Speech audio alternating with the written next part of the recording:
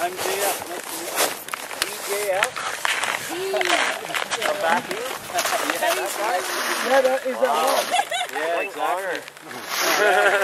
So I just, well, it's a privilege, like, to be here. It's what an amazing day. It's a gift. So I just want to, let's warm up together and talk a little bit about, like, I'll share a little bit the way I warm up.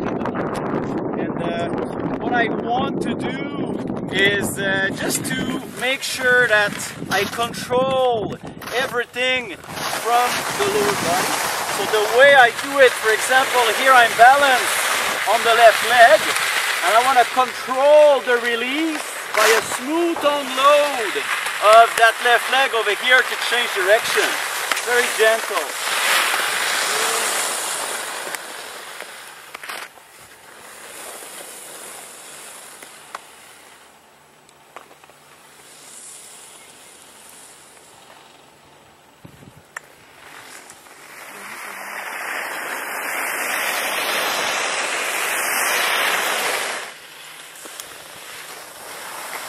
Okay, so for example, I'm going to use shell over here. You can just hold my people here. So, like I finished the arc, I got the balance on my left leg. The load is on my left leg. A lot of people I see, they have a tendency to release that load too quick, which result in an up motion and a tipping at the start of the next turn. So what you want that release to be a little bit smoother, and you don't need to release all the load before you get to neutral. You can use a little bit more length. You can release the load on that left leg for the whole turn. You don't need to release this before you start turning. So stretch that release, and what we're going to do here, we're going to stretch it, and we're going to combine it with a release of the left leg, and I start to point the opposite leg at the same time. I do two movements at the same time. So it's a gentle release of the load of my previous outside ski, and then I'm just gently combining this with a direction of the opposite one. So let's put some direction into the drill here.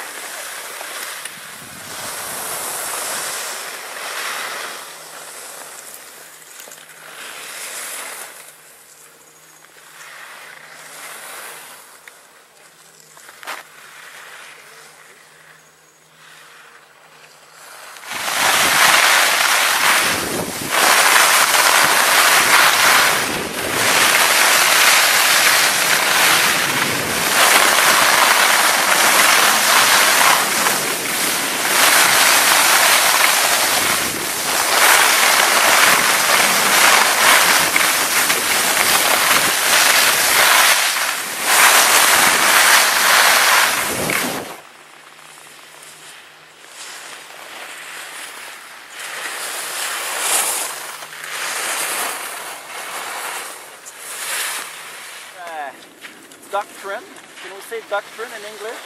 Like the lower body leads the turning effort.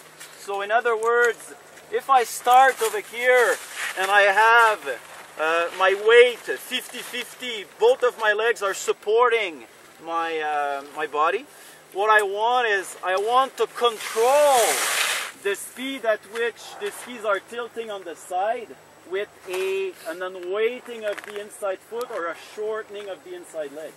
It's critical, like we're going to start increasing the speed over here, it's critical that you do not create tension in the articulation when you roll the ski on the side. It happens as a result of a shortening of the inside leg, and as I do this, if I do it progressively, the load is going to build up progressive on the outside ski, and I'll be able to direct that load effectively. If the load shows up too quick, it's hard to be directional in the load. So basically the shortening of that inside leg controls my lateral motion. Very often we have skiers who are kind of pulling the lower body with the upper body, but by putting your energy on controlling your lateral motion with the way you manage the pressure on each foot makes it impossible to tip in. Okay? So let's put it in a turn with a little bit more speed here, but always feel like my body is supported by two legs at the same length at the start of the turn, and gently get the inside leg shorter to create a little bit of edge, but you do not force that action. If you force that, you become in articular blockage, and then you cannot direct the pressure. Okay, so very smooth approach, loose approach. Can we take the chair back up?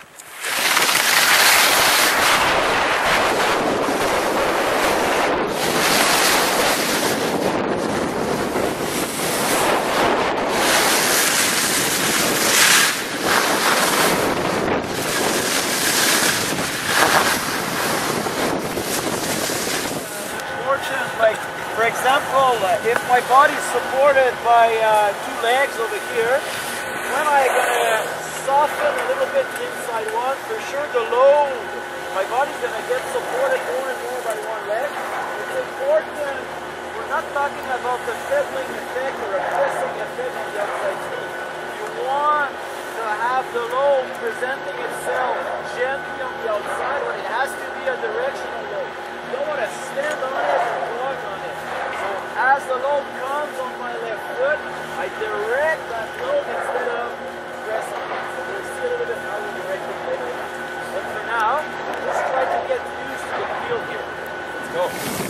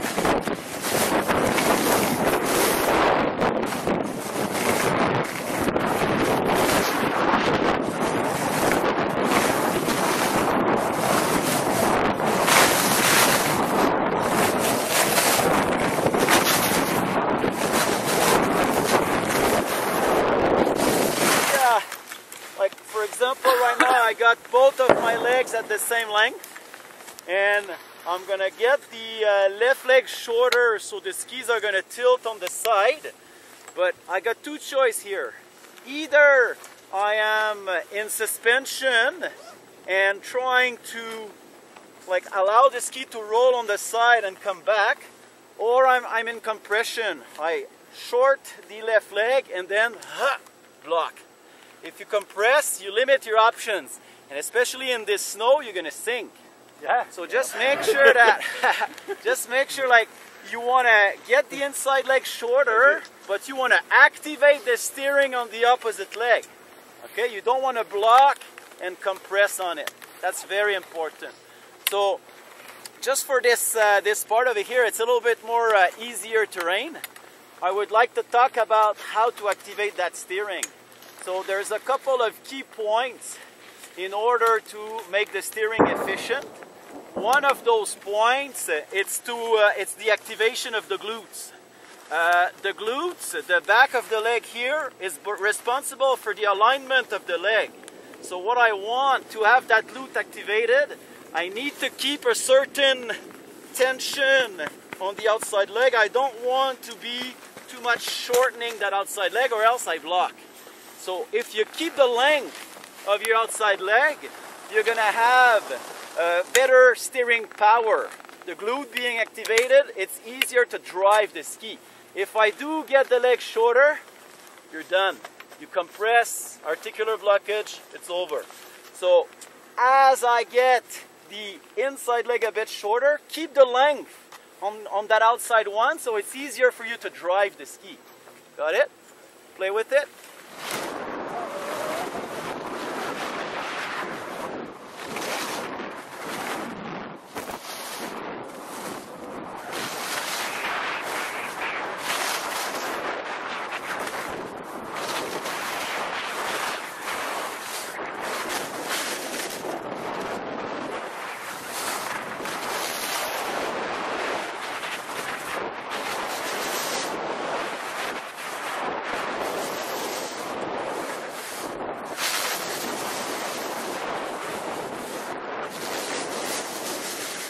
our job as a ski pro is to develop that movement with our clients and with our skiing. So like the terrain we have here, a little bit flatter, is going to help us with that. We're going to use a bit of a power plow.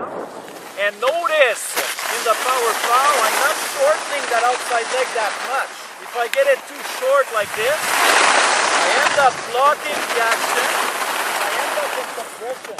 I keep the length on that outside leg. I allow the inside leg to get a little bit shorter, so I have some power to direct that outside leg. So have a look here.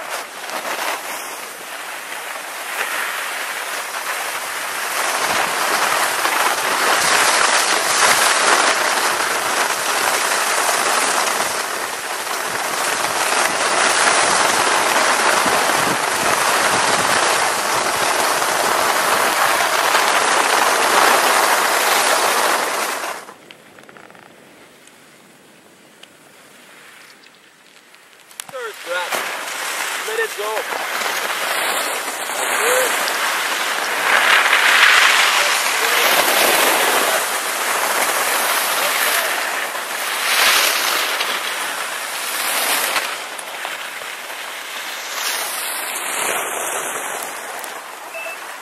We're going to do the same, but we'll do it like a little bit quicker here, a little bit slower, a little bit quicker.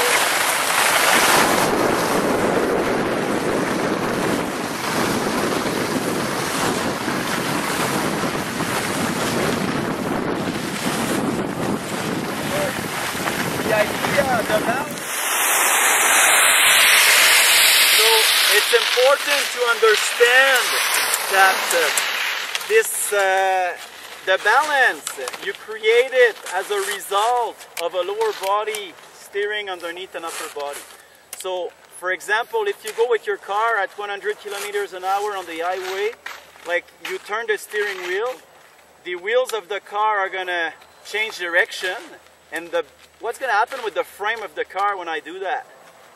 It's going to torque, it's going to tilt towards the outside wheel. And imagine Gianni driving his 1942 Cadillac with his cigar and jewels, with the elbow on the side of the window and his tattoos. Life is good, it's sunny. Okay, it's going to turn the steering wheel.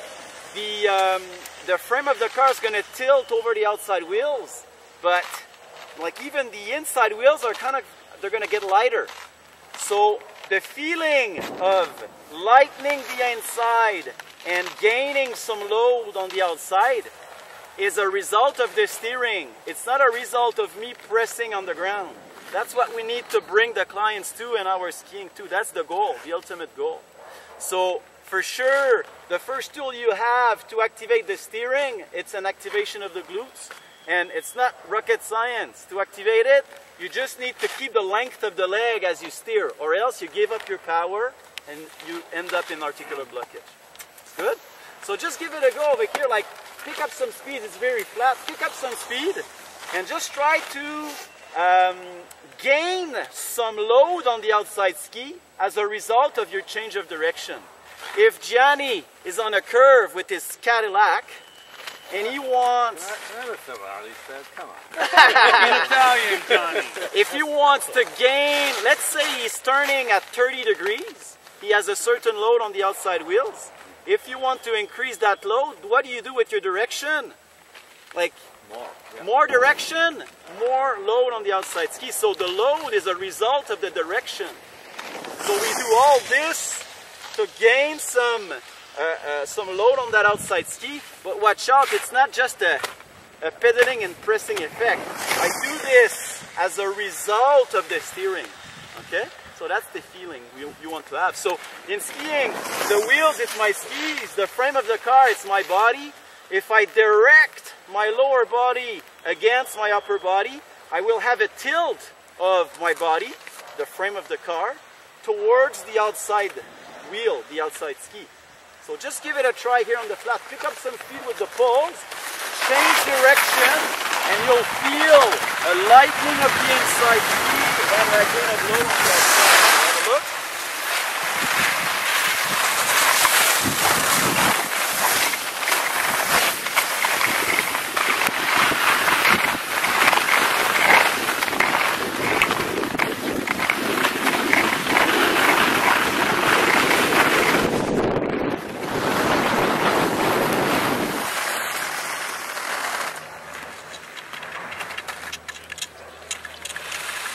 That's good. Watch out not to compress too much over it. Keep the strength on the outside leg a bit more.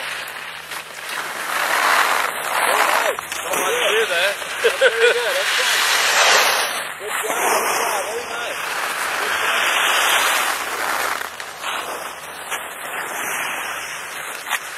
Good job, Tudor.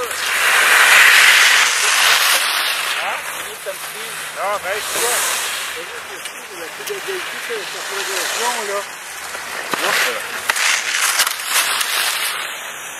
job.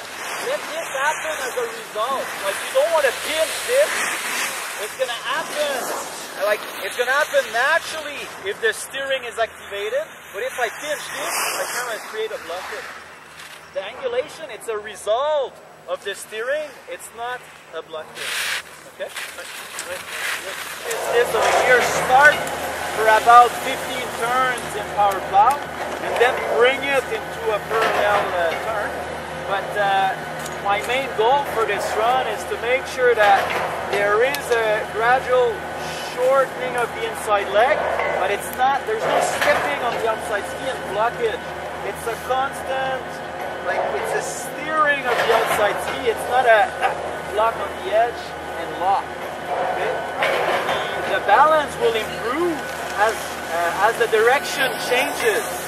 Like, the more you turn the steering wheel, the more the frame will tilt. That's a result. You don't need to do that and compress over it. So just make sure that, like, both legs are doing totally different things. The inside one is getting shorter, and the outside one is getting longer as you steer. Okay, so that effect over here.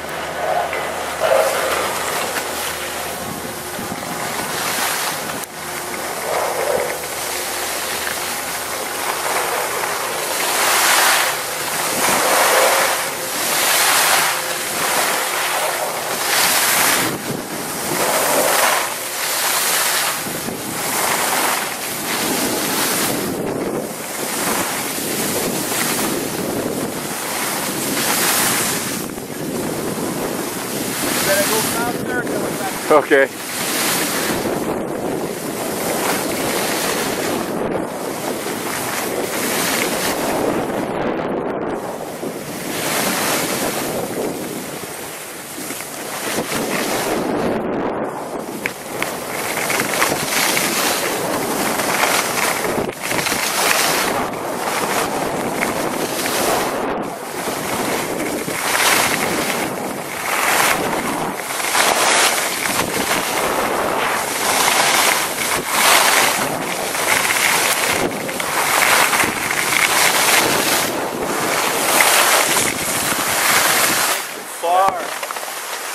Just to make sure the balance is on it. Go on the side of the slope here.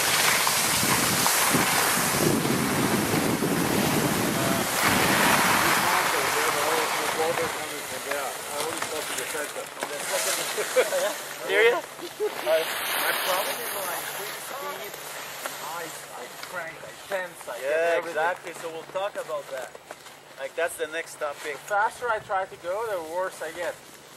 Okay? We're gonna work on that. That's what you talked about earlier, I guess. Good, Michel.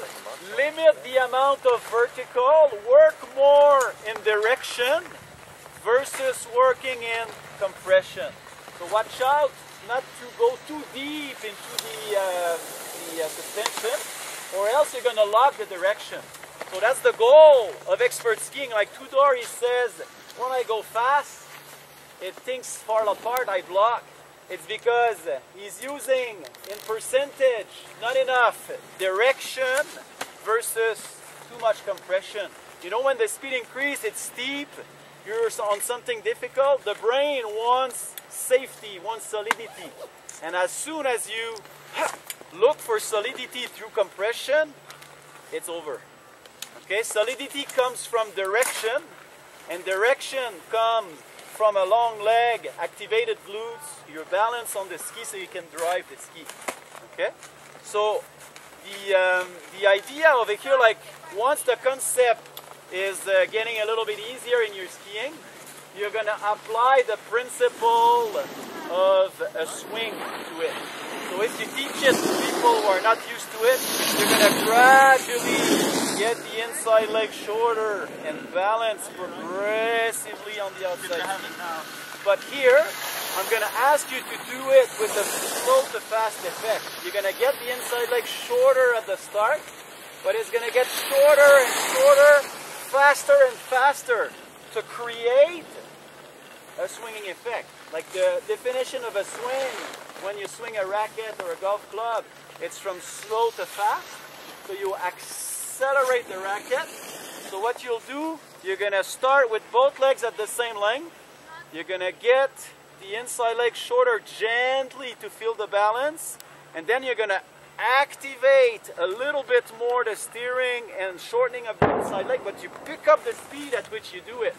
So the curve is going to get a little bit rounder. Okay? When you do that, you say it goes faster, but that's a result of the steering accelerating. Yes, not the compressing. Right. So have a look.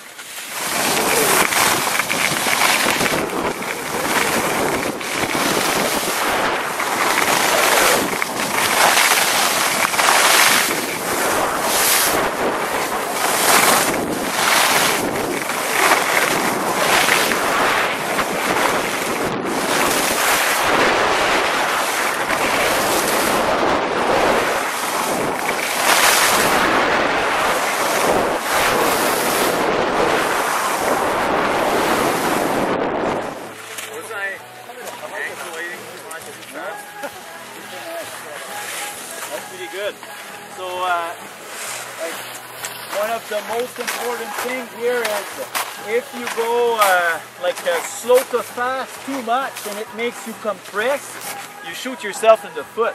Like what you want is to distribute the slow to fast effect, but you don't want it to compress the outside leg so much that you end up lost.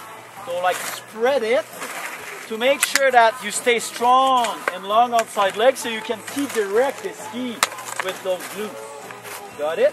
So if you do it too late in the turn, it's going to do, I compress, I block. You should have done it a little bit earlier and spread it a little bit more. Okay? I'm going to go here.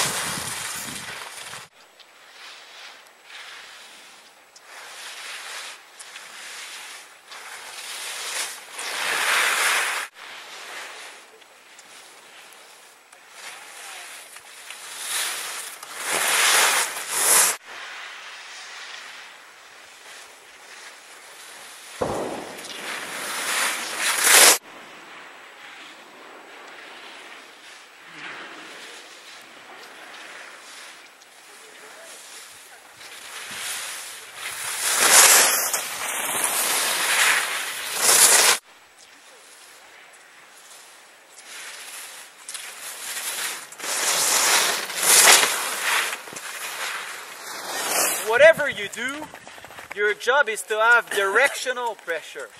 If you have pressure that makes you compress on the outside ski, you limit your options. The ski is gonna tack, tack, tack, tack, skid, and what you want, yes, you want an increase of load, but you want an increase of direction.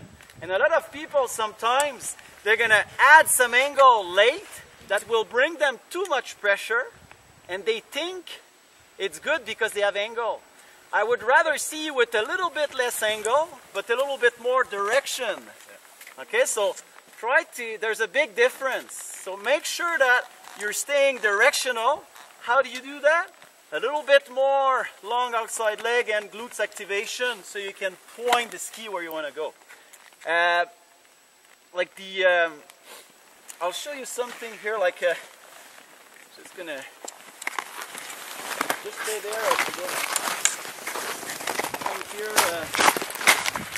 I'm gonna fall on each of you, okay? And let's say I'm carving, for example. So right there, like I'm gonna fall on you and you push me back. Okay. So both of my legs have the same length. I'm gonna get the right leg shorter. Push. Left leg shorter. Push me.